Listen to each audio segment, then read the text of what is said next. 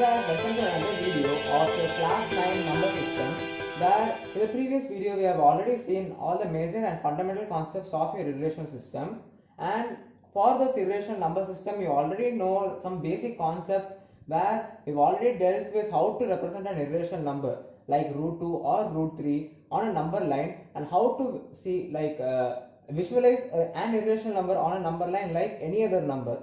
Like for example 2 or 3 you can visualize them on a number line. Like we also saw how to represent irrational numbers on the number line, and we also dealt with some basic concepts like how to square an irrational number and such concepts in the previous videos. And in this video we're going to see further many more concepts of the irrational numbers and some basic problems which we are going to solve to get a clear grasp of those concepts. So let us move on into those concepts. So you know that every number has some operations, like, right? So the plus, minus, multiplication as well as the division are the four basic operations you have been dealing with since your elementary.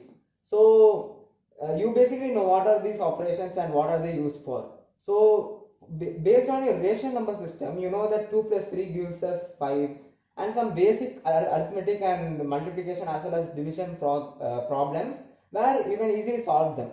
But you should also know that for the irrational system which you have studied at a very recent time, like suppose you know the concept of root 2 or root 3 existing only for like very short amount of time. So now you should understand that for these numbers as well, these operands can be used. Like suppose this is for a rational number and another rational number, we are adding them and we are getting a product, like we are getting a result. We can also use these two irrational numbers to get a result. Root 2 and root 3 can also be added. Root 5 and root 7 can also be added. These are two irrational numbers. But there is an arithmetic. Well, there is a process to which how they can be added. There we can also add root 2 and 2 root 2. They can also be added. And similar to addition, you can also perform all the other operations on the rational as well as irrational numbers. So as an introduction, we'll start with some basic irrational numbers and move on with some complex problems and how to simplify them. So based on your textbook example, we can see that they've asked us to find whether 7 root 5 is an irrational number or not. We already know how to know if a number is an irrational number or not. Root 5, you should get the value of root 5 first. What is the value of root 5? The value of root 5 is 2.316. So, I'm sorry, 2.236. The value of root 5 is 2.236. So, 7 times it goes on actually. The value of root 5, as you all know, the irrational number, the decimal place does not end at a particular point. It goes on without any pattern. As I have already told that it is non-recurring and it is non-terminating. It goes on till infinity. There are infinite number of decimal places. So, what do you exactly do? 7 times this unknown number 2.236 will give us some irrational number only, right? Rational number times an irrational number will give us an irrational number.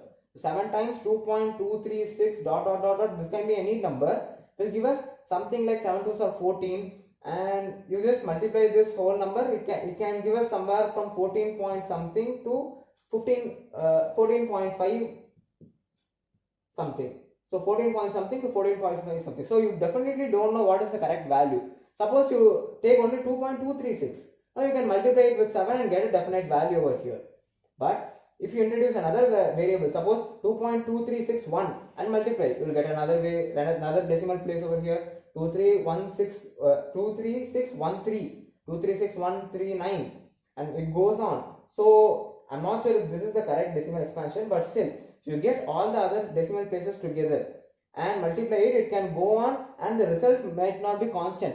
Like suppose the result of this 2.23 times 7 is, some 3s are 21, 14, 16, some 2s are 14, 15. 15.61 is the final result of 5.23 times 7. So 15.61. Suppose we multiply 236 times 7. This might give us another result, 15.7 something it might give. So based on this decimal part, the accuracy of your answer might differ. 15 point something it may. So this is basically not from 14 to 14.5. This should be between 15 to 16, right? We might not know before. When we start multiplying only, we know that what is the value of the range of this product. So as of now, we know that if the decimal places is non-recurring or non-terminating, then we don't know what is the final result is. So finally, when we are multiplying, now we can say that this is irrational because we don't know what is the final result is. We know it is somewhere between 15 point or to 16 point something, but we don't know an accurate value. So 7 root 5 is irrational. Similarly, you can get many examples for this. So there are many other examples for example problems in your textbook where these are the basic concepts if you have to find a number is irrational or not. Now moving on, you also have, as I told you, you have these basic operations which you can perform on these irrational numbers. So let me take an example. So your first problem would be to adding these two numbers, 2 root 2 plus 5 root 3 and root 2 minus 3 root 3. These are the two numbers given to us and we have to basically add these two numbers. Now I know it might be a new concept to you and I know you might get a bit confused, but hold on. When you start solving more problems of this kind, it will be as simple as when you are solving rational numbers. Like you do not think when I ask you what is 2 plus 3, right? You immediately answer it is 5. So when you start solving more problems of these kind, you will not start thinking again. Like when I ask you to add these two and when you have already solved more problems of this kind, you will start solving them immediately within seconds. So now I'll explain this in detail. How do you add these two? But before explaining that, some people might get confused, like what is this number? I told you what is root 2. I told you what is root 5. But what is this 2 root 2? What is this 5 root 3? I know what this number is. This is root 2. And I know it is irrational. But what is this number? 2 root 2. Well, this 2 root 2, this is also an irrational number. How is it an irrational number? 2 times, as I have already explained, for 7 root 5. That is also a similar case, right? 2 root 2 is similar to 7 root 5 because there is a number over here, rational number, into, actually when I am writing 2 root 2, this might also be your doubt. When I am writing 2 root 2, what does this mean? This means that 2 times root 2, a rational number 2 multiplied by an irrational number root 2. So I'm simply writing, I'm avoiding this into symbol and simply writing it as 2 root 2. It is space consuming, right? Like you should understand, if I write 2 root 2, then it is 2 times root 2 or 2 into root 2 as you might call it. So in these two cases they are similar, right? So 2 into root 2 is the case over here and 7 into root 5 is the case over here. So it is basically a rational number 7 into an irrational number root 5. So as you might guess that yes, there might be a combination of rational numbers as well as irrational number with these operations. I told you that there might be cases where root 5 plus root 5 is the case, an irrational number plus an irrational number. 3 plus root 5 can also be the case, a rational number plus an irrational number. Or you can have two rational numbers which you already know, 3 plus 3, a rational number plus a rational number. 3 plus 3, as you all know, is 6. 3 plus root 5, you don't know until now what it is and how to solve it, but it will remain the same. 3 plus root 5, you can't simplify it further without knowing the values. And 5 plus root 5 plus root 5 is 2 root 5. Now I'll explain everything in detail, so don't get confused. So now the reason why I told you about those stuff is because for you to know that those can also be the cases, an irrational number plus an irrational number, an irrational number multiplied by an irrational number, and so on. So over here the case is a rational number into an irrational number. That is the case over here as well. So for the case over here, the given case, 2 into root 2 plus 5 into root 3, comma, this is the first number given to us. The second number is root 2 minus 3 into root 3. Now your job is to add. So basically instead of this comma, you are introducing an addition sign. So these are the two expressions you have been given with. How are you supposed to add them? Now your first step is to find where the root 2 is. This is one term, this is one term, this is one, and this is another. So identify the terms first. 5 root 2 is one term, 2 root 2 is one term, 5 root 3 is another term, root 2 is another term, and 3 root 3 is another term with a minus sign in between them. So identifying the bases first is your first step. Identify where in which terms you have the same root 2. You have a root 2 over here. You have a root 2 over here in this term. And over here you have root 3 and root 3. So root 3 over here, root 3 over here. So common bases you have to identify first.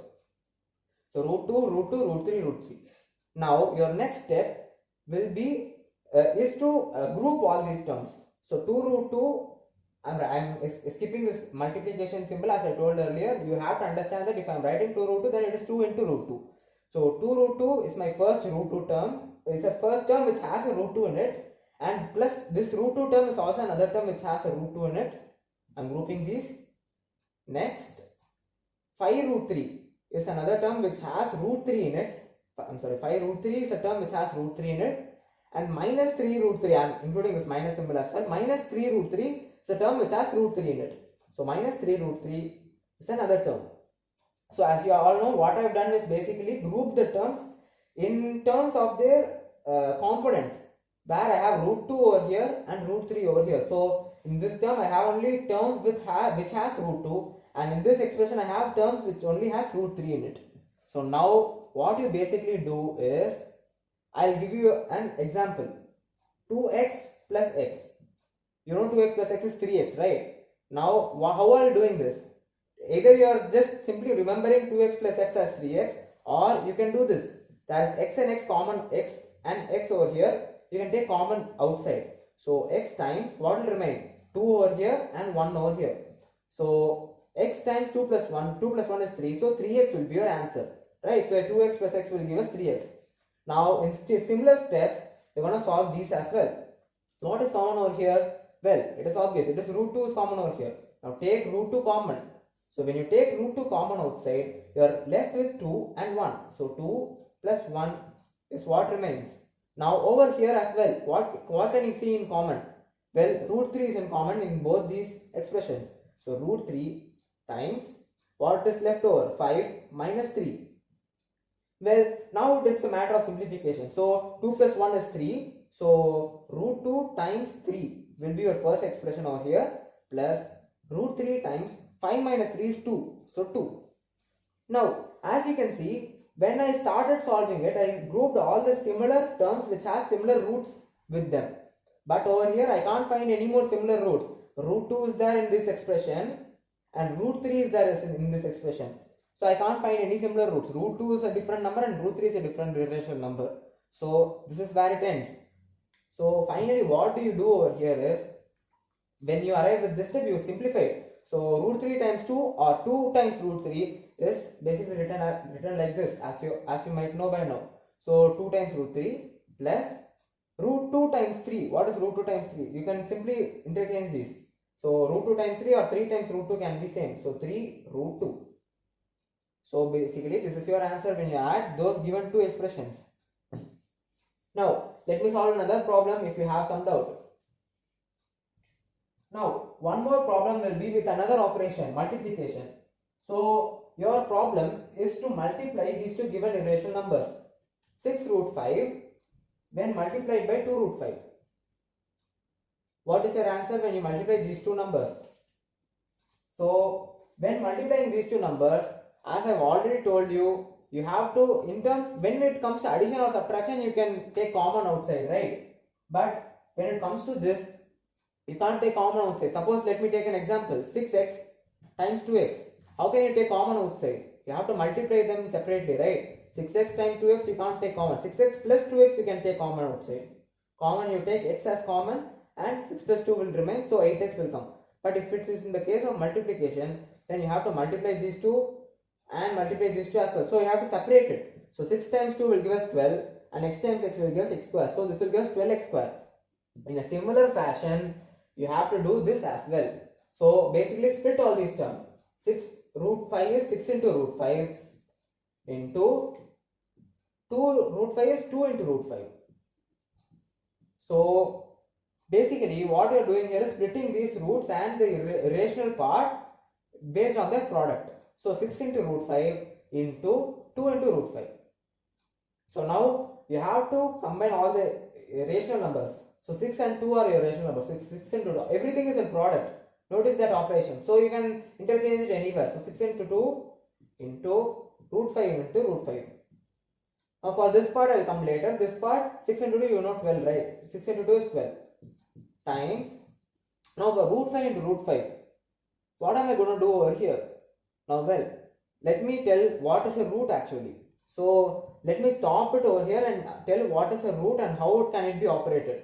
So any root, suppose let me take a can be 1, 2, 3, 4, 5 or any such thing. So over here is 5, right? So instead of 5 I am writing a for you not to confuse. So any number a from integer class, and I'll introduce a root over here. So root of a. Now what does this mean? You know a power 1 is a, right? A power 0 is 1. You must have studied this in your 8th standard itself. So a power 0 is 1, a power 1 is a, and a square, well, this is basically a square only. Now according to the number you will have it evaluated. Suppose if it is 3 square, then it is 9, right? So 3 into 3. So a square is a into a, right? So a power 0, a power 1, a power 2, you know all these. Now what if the power is negative? A power minus 1. What is a power minus 1? A power minus 1 is 1 by a. Well, if you don't know this, then you must know it, and by now you will know. So a power minus 2. Basically, if there is a minus, then reciprocal it and have the same power. So 1 by a, and the 2 is over here, right? Add 2. So if the power is in negative, then it will be a reciprocal of the same numbers, the whole power, that power. So if it is, what is 3 power minus 2? If they ask what is 3 power minus 2, then simply 3 power minus 2, right? So if you encounter a minus, then it will be 1 by 3 power 2, which will in turn be what is 1 by 3 power 2? 1 by 9. So now you know what is the power when it is negative. So when you know what is the power when it is positive and 0 and negative. But what is the power if it is a fraction? So that is where the concept of roots come in. What if when a power 1 by 2 occurs? A power 1 by 2. Now a power 1 by 2 is what you call root a. This root a can also be written as a power 1 by 2. Because it is square root. Basically you don't mention this 2 over here. That is assumed as it is square root. So a root a is a power 1 by 2. Similarly, you can ask what is a power 1 by 3 then? That is also a fraction, right? So that is basically cubed root of a. You have some cubed root, a power 4, a power 5, sorry, 4th root of a, 5th root of a, and many such things. But due to the scope of your 9th standard, because you can't learn that much in this time period, right? So it is limited to a specific root only. Because you will be dealing with only a power 1 by 4 at max, or a power 1 by 5. Or based on properties, you will be dealing with different powers. So you understand what is the basic concept over here. So basically, if you have this a power 1 by 2, you can represent it in this form. So just add a and square root this root symbol and this base 2 over here, right? Mention it in small number or small notation over here. Now if it is a power 1 by 3, 1 by 3, the similar case will happen. Small 3 over here. So this is a cubed root of a. Now you can ask, there are many other fractions, right? A power 2 by 3 is also there, 2 by 3 is also a fraction.